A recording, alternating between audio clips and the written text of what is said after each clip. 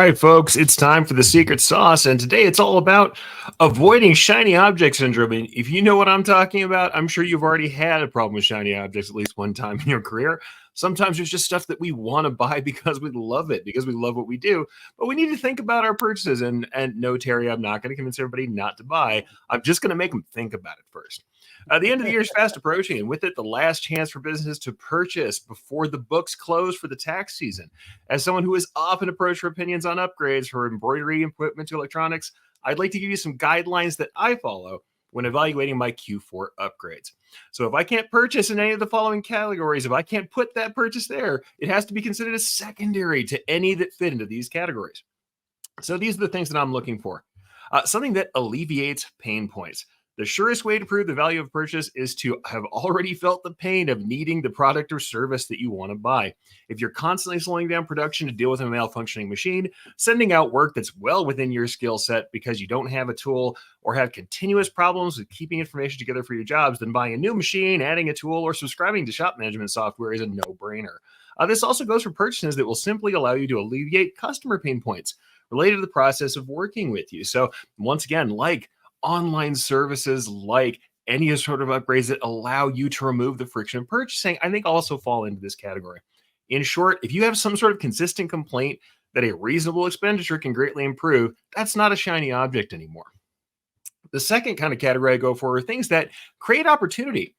If you have a known customer base that would purchase something from you, if you had the means to produce it, and that means somebody who's asked for a service, or you've identified this pool of potential buyers that you know how to reach, making purchases that allow you to serve them is a close second to addressing those pain points.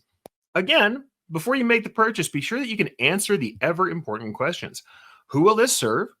How will I market the new products or abilities?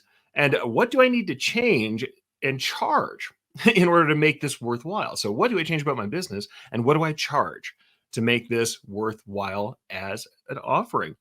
Who on my staff, by the way, this is another one that people forget, who on my staff will handle the operation and administration of this new purchase? If you don't have someone to push the buttons, the thing will become a boat anchor. You need to know exactly who's going to be running it and how it's going to be marketed to really make this viable. Third category, things that enhance the experience for the customer or visibility. If you want to upgrade something that simply makes customer experiences better, from showroom fixtures to communication upgrades to online services, this is the category for your expenditure. Moreover, this catches any worthwhile purchase not directly related to working in the business.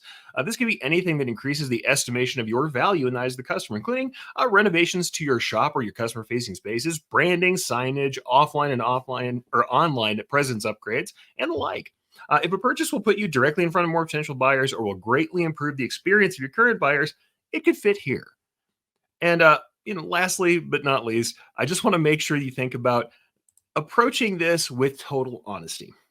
So whatever category you're going to put these purchases into, whatever you think you need to buy, know what you can safely spend, know your numbers, and secondly, when you strike upon that purchase that seems absolutely necessary at the moment, stop and run through these categories and ask the critical questions to make sure that your consideration fits within your real business plans.